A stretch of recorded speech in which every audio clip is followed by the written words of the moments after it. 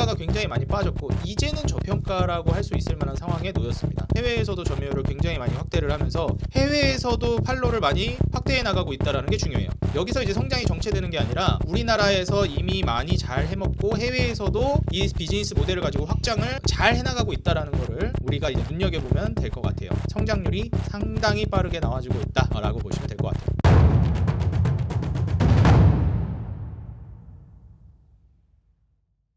네, 반갑습니다. 주식장인 유튜브 구독자 여러분들, 주식장인입니다. 자, 오늘 인생 주식 코너에서는 여러분들에게 굉장히 좀 친숙한 기업에 대해서 좀 소개해 드리려고 합니다. 바로 코웨이라는 종목인데요. 코웨이 뭐 정수기 브랜드로 알고 계시는 분들 정말 많을 거예요. 근데 최근에 이제 주가가 상당히 많이 떨어지고 있는 상황이었었는데 다시 한번 주가를 밀어 올리는 추세를 전환하고 있는 자리에 포착이 되어서 이 종목 한번 여러분들께 소개해 드려야 되겠다. 구독자 여러분들과 공유해 봐야 되겠다라고 생각이 들어서 분석을 해 보았고 나름 괜찮은 종목이라고 판단이 들어서 여러분들께도 소개를 하게 되었습니다. 어떤 부분이 좀 매력적으로 느껴졌는지 지금부터 저와 함께 살펴보시면 좋을 것 같아요. 본격적으로 시청하시기에 앞서서 좋아요와 응원 댓글 달아주시면 감사하겠고요. 아직 구독을 눌러주지 않으신 분들은 구독과 알람 버튼 눌러주시면 앞으로 정말 알짜 기업들, 좋은 기업들 계속해서 분석해서 소개해드리도록 하겠습니다. 자, 일단 결론부터 말씀을 드리자면 코웨이는 지금부터 뭐 공격적으로 매수한다기보다는 좀 소극적으로 접근을 시작하는 게 좋아 보인다라고 말씀을 드리고 싶어요.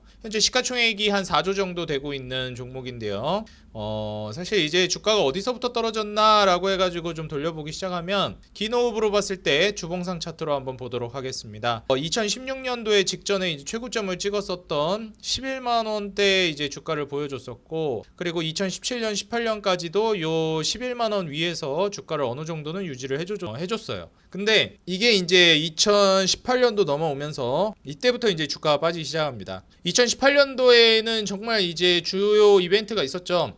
사실 2018년부터 19년까지 미중무역 전쟁으로 인해서 한국 증시도 사이클상 한번 고점 찍고 떨어지는 시기였습니다. 그러다가 이제 2020년 코로나 팬데믹이 오면서 주가가 좀 추가적으로 낙폭을 보여주는 모습을 연출해줬어요. 이때까지는 사실 증시 따라서 같이 좀 조정이 나왔다 라고 우리가 좀 살펴볼 수 있는 대목입니다. 증시 따라서 같이 18년도부터 해서 19년도까지 이제 좀 떨어지다가 올라가는 듯 하다가 코로나 치면서 이제 더 많이 빠진, 그리고 나서 이제 21년도 22년도 증시가 상당히 회복됐는데 이때 솔직히 주가가 그다지 회복하지 못했던 게 코웨이입니다. 이때는 오히려 코웨이가 이제 성장을 위한 발판을 마련하고 있을 때라 사실 이렇다 할 만한 메리트가 없기도 했었어요.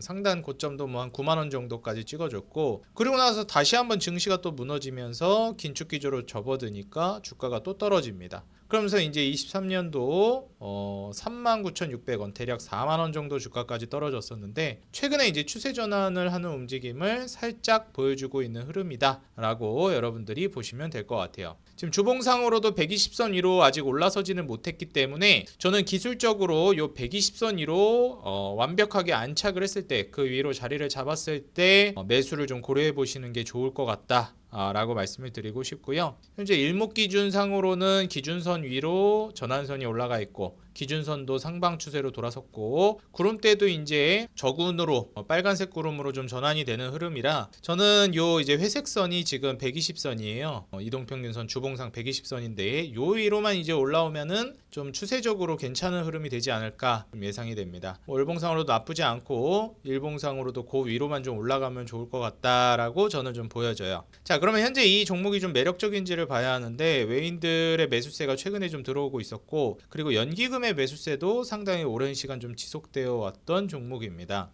지금 현재 이 기업의 실적이랑 시가총액을 한번 좀 비교를 해보겠는데요. 현재 시가총액이 4조가 좀 넘어가는 4조 1000억 정도 되는데 4천억대 순이익은 꾸준하게 내왔던 기업입니다. 19년도에도 이제 순이익이 3,300억 정도 됐고 매출 역시도 솔직히 계속해서 늘어왔었거든요. 2019년, 20년, 21년, 22년, 23년까지도 매출은 꾸준히 늘었고 영업이익 역시도 꾸준하게 우상향 추세를 보여왔어요.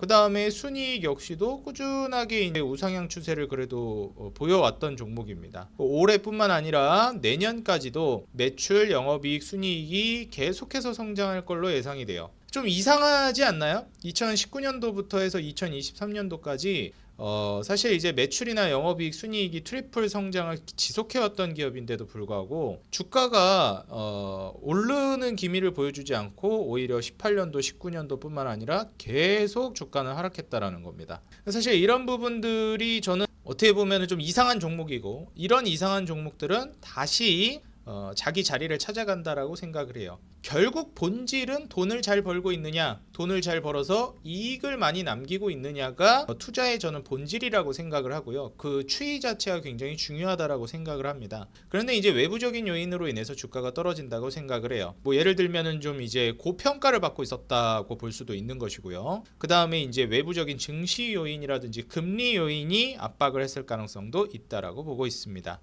부채 비율을 보게 되면은 2019년도 당시에는 165%로 상당히 부채 비율이 높은 모습을 보여주고 있습니다. 이런 부분들도 주가가 떨어지는 데 좀 역할을 했지 않았을까, 이렇게 좀 예상을 합니다. 20년도 코로나 팬데믹 거치면서 지분 가치도 계속 늘어났고요. 부채도 관리를 하면서 부채 비율이 100% 아래로 떨어졌고, 올해는 이제 한 60%대까지 다운이 될 걸로 예상이 됩니다. 내후년 정도로 가게 되면은 30%대 부채 비율까지도 다운이 될 걸로 예상이 되기 때문에 재무적인 안정성은 점점 좋아지고 있는 상황이라고 말씀을 드리고 싶어요. 그 과정에서 부채만 줄인다 뭐 이런 게 아니라 부채를 적절히 관리하면서 지분 가치가 지속적으로 빠르게 늘어나고 있다라는 것이 굉장히 안정감 있다라고 보여집니다. 이런 것들이 다 이익을 통해서 나오는 것이고, 거기에 따라서 이제 유보율도 굉장히 높아지고 있죠. 곧 있으면은 이제 10,000%를 넘어가지 않을까, 이렇게 예상이 됩니다. 결국 이제 성장성을 봤을 때 ROE와 영업이익률을 굉장히 중요하게 보는데, 19년도 뭐 20년도 이렇게 넘어가면서도 30%대 ROE를 보여줬던 기업이에요. 최근에 이제 10% 중후반대 ROE를 보여주고 있고요. 영업이익률은 꾸준하게 10%대 중후반을 보여주고 있는 기업입니다. 이게 진짜 영업이익률 두 자릿수 나오는 것도 정말 대단한 거거든요. 근데 이거를 두 자릿수 나오는 걸 넘어서서 20%까지는 아니어도 10% 중후반대를 이렇게 오랜 시간 동안, 뭐 5년이 아니죠 지금, 뭐 올해 내년 내후년까지 가면 거의 뭐 8년 10년 이런 시간까지도 영업이익률 뭐 10% 중후반대를 유지할 걸로 기대가 되는데, 이게 정말 쉬운 게 아닙니다. 이게 다 꾸준함이라는 거거든요. 그에 따라서 지금 PER도 좀 저평가되면서 10배 아래로 떨어지고, 다만 PBR이 아직은 저평가라고 보기에는 좀 어렵다 라고 볼 수 있을 것 같습니다. 왜냐면 시총이 4조인데 지분 가치가 이제 올해 한 3조까지 나갈 걸로 예상이 되죠. 아직까지는 이제 2조 6천억 정도 돼 있는 상황이고, 올해 말로 가면 한 3조까지 늘어날 걸로 기대를 하고 있습니다. 사실 이제 지분 가치 대비해서 시총이 너무 높았던 거는 맞기는 하다라고 저는 생각을 합니다. 2018년도, 19년도, 20년도, 뭐 20년도, 21년도 이때 당시에도 사실 9만 원이라는 거는 미래에 이제 많이 벌면 상관이 없는데, 이때 이제 21년도 당시 20년도 당시를 생각해 보면 이때 시총이 더 높았겠죠. 주가가 높았으니까. 지금보다 거의 뭐 2배까지는 아니어도 2배에 가까운 주가가 더 높은 상황이었는데, 근데 주가가 더 높았으면 시총이 거의 한 7조에서 7조 후반대를 기록하고 있었다라는 거거든요. 근데 지분 가치가 2조도 안 되는데 시총이 7조라는 거는, 물론 이익은 많이 내고 있지만 솔직히 순이익 대비해서도 시총이 높은 거고, 지분 가치 대비해서도 굉장히 높았다라고 판단을 합니다. 그러다 보니까 20배, 13배 뭐 이랬고, PBR로 따지면 막 6배, 3배 뭐 이런 수준이었죠. 보통 PER이 10배 이하면 저평가고 PBR이 1.0 이하면 저평가라고 판단을 한다라는 관점에서 봤을 때는 결코 저평가와는 좀 거리가 멀었다라고 볼 수 있을 것 같아요. 근데 주가가 굉장히 많이 빠졌고 이제는 저평가라고 할 수 있을 만한 상황에 놓였습니다. 거기다가 이제 코웨이가 국내에서 점유율을 확대하는 것뿐만 아니라 해외에서도 점유율을 굉장히 많이 확대를 하면서 해외에서도 팔로를 많이 확대해 나가고 있다는 게 중요해요. 여기서 이제 성장이 정체되는 게 아니라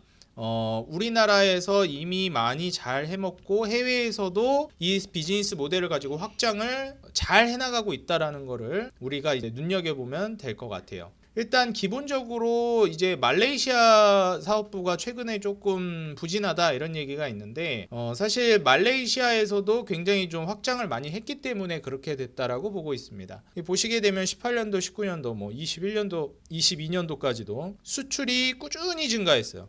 특히 뭐 15, 16, 17년도, 18년도까지는 수출이 정말 빨리 증가했고 말레이시아 기준으로 잠깐 정체기를 겪었다가 다시 한번 또 구조적으로 성장했다가 지금 살짝 눌리고 있는 상황이죠. 그래서 말레이시아에서는 이제 증감률이 계속 떨어지고 있는 상황이다라고 보시면 되겠습니다. 하지만 여기까지 성장을 했다라는 거를 우리가 봐야 돼요. 수출액이 이만큼 유지가 되고 있다라는 거, 말레이시아에서. 그리고 중요한 게 이제 말레이시아에만 의존하는 게 아니라 이제 태국이 최근에 굉장히 돈을 잘 벌어주는 국가가 되고 있습니다. 원래 이제 태국 같은 경우는 금융 인프라가 굉장히 좀 낙후되어 있던 기업인데 그것 때문에 이제 성장이 좀 더디기도 해요. 금융 인프라가 뭔 상관이냐 할 수 있겠는데 이 코웨이가 최근에 이제 렌탈 사업을 지속적으로 해나가면서 렌탈 사업의 강점을 보이고 있습니다. 그래서 금융 인프라도 상당히 좀 중요하다고 볼 수 있어요. 그래서 태국이 이제 금융 인프라가 발달되면서 판매 인력도 좋아지고 그리고 이제 매출이 뭐 한 30% 정도 성장이 기대가 되고 있습니다. 결국 이제 나중으로 갔을 때 지금 초반 투입 비용이 굉장히 많이 들어가는 게 지금 이 렌탈 사업이거든요. 그리고 이제 금융 상품이라든지 이런 것들과도 많이 연계가 되는 부분이기 때문에 금리 영향도 꽤나 많이 받습니다. 베렉스라는 광고판 쪽비랑 R&D 비용도 초반에 이제 비용을 많이 들여가지고 이후에는 그 투입 비용을 회수하는 과정으로 좀 나아갈 가능성이 높다고 보고 있고요. 지금 관점에서 봤을 때는 투자하기에 나쁘지 않다, 굉장히 좋다라고 보고 있습니다. 정수기만 우리가 이제 코웨이를 많이 알고 계시는데 베렉스라고 해가지고 매트릭스라든지 안마의자 같은 것도 코웨이에서 렌탈 사업을 많이 진행을 하고 있어요. 그래서 월 결제 시스템으로 합니다. 그래서 우리가 이제 코웨이에서 정수기를 서비스를 받으면 뭐 이것도 렌탈을 해도 되고 구입을 해도 되지만 렌탈을 한다라고 하면 주기적으로 서비스도 해주고 필터도 갈아주고 막 이런 게 있잖아요. 코웨이에서 지금 굉장히 내세우고 있는, 잘하고 있는 것 중에 하나가 뭐냐면 매트릭스 브랜드를 런칭해가지고 매트릭스라는 게 청결을 유지하기가 굉장히 좀 어려운 품목 중에 하나거든요. 근데 주기적으로 전문적으로 그걸 관리해주는 직원분들이 오셔가지고 매트릭스의 청결 관리를 해주십니다. 그리고 노후도라든지 이런 것들도 체크를 해주시고요. 그래서 이 렌탈 비용이, 매트릭스라는 게 초반에 들어가는 비용이 또 크다 보니까 그냥 월결제 형식으로 하고 케어를 받고 관리를 받다 보니까 요 이제 상품들이 굉장히 상품성이 좋아지고 있고 판매가 잘 되고 있는 상품 중에 하나예요. 뭐 이것뿐만 아니라 안마의자도 마찬가지고요. 그래서 여기서 이제 마켓 시어를 확대해 나가고 있다라고 보시면 되고, 대주주가 이제 변경된 이후로 투자가 이제 본격화됐었거든요. 그게 이제 조금 회수가 되고 있는 시점이다